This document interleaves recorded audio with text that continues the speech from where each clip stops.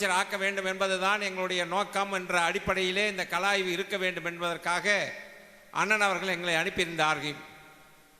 நான் இப்பொழுது பேச வருகின்ற வரை இங்கே இருக்கின்ற கழகத்தினர் அனைவருமே ஒரு பொறுமை இல்லாமல் நாங்கள் என்ன கருத்துக்களை சொல்ல வந்திருக்கின்றோம் என்பதை கூட கேட்பதிலே கொஞ்சம் கவனம் இல்லாமல் இருப்பதை பார்க்கின்ற போது வருத்தமாகத்தான் இருக்கின்றது.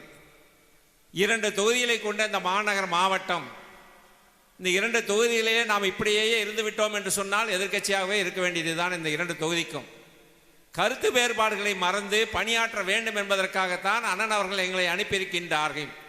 ஆக நாங்கள் என்ன கருத்துக்களை சொல்ல வந்திருக்கின்றோம், அதை கேட்டுவிட்டு நாம் தேர்தல் பணி எப்படி ஆற்ற வேண்டும், மக்களை எப்படி சந்திக்க வேண்டும், எதிர்காலத்தில் எப்படி செயல்பட வேண்டும் என்பதற்காகத்தான் கழக பொருளாளர் அவர்கள் வந்திருக்கின்றார்கள்.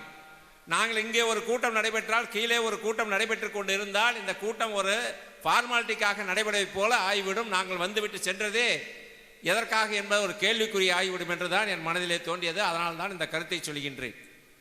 பொதுவாக நாங்கள் திண்டுக்கல்லிலே நடத்தினோம், கரூரில் நடத்தினோம், நேற்றைய தினம் நாமக்கல்லில் நடத்தி இன்று திருச்சி வந்திருக்கின்றோம். திருச்சி எப்படிப்பட்ட மாவட்டம்? நமது இதய தெய்வம் மாண்புமிகு அம்மா அவர்கள் இருந்த மாவட்டம், இந்த கோட்டையாக இருந்த மாவட்டம். இந்த 2 தேர்தலில் நாம் ஏன் வெற்றி வாய்ப்பு இழந்தோம்? நமக்குள் கருத்து வேறுபாடுகள் இருக்கின்ற காரணத்தினால்.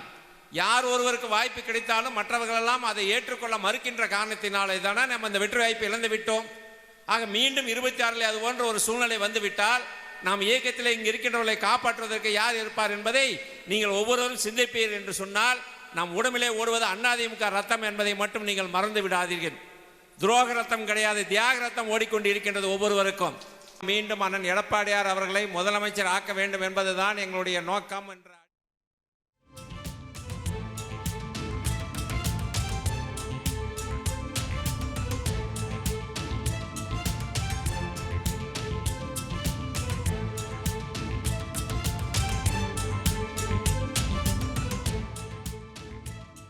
நான் மேடையில் பேசிக் கொண்டிருக்கும் போதே கீழே அமர்ந்து நீங்கள் பேசிக் கொண்டிருப்பீர்களா என நிர்வாகிகளிடம் தங்கமணி அதிமுக கள ஆய்வு கூட்டத்தில் காட்டமாக பேசியிருக்கிறார்.